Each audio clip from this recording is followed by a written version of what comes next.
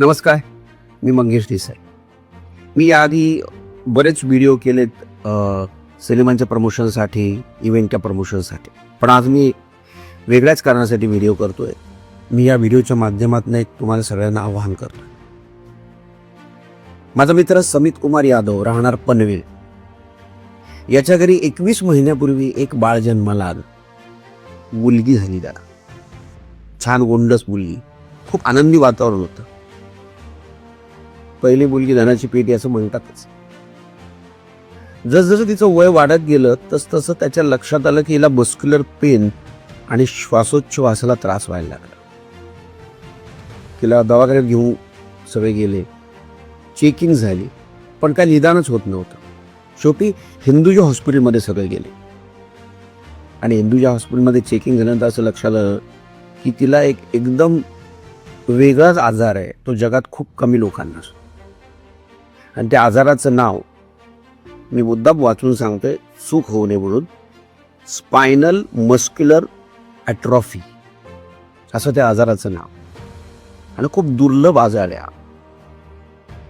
आणि या आजारावरचा उपचार म्हणजे एकच आहे, तो म्हणजे झोल्जेस्मा जीन थेरपी.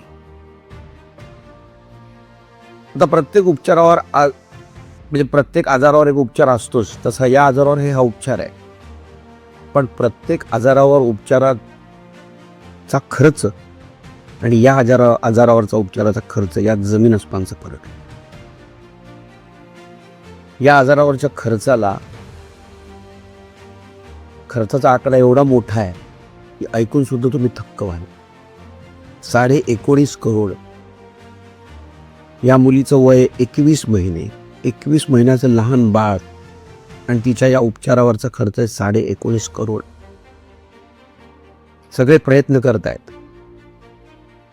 एका संस्थेने, जी संस्था या उपचारासाठी या बाळाला घेऊन जाणार आहे, त्या संस्थेने जवळ अर्धा खर्च करायचं ठरवलं.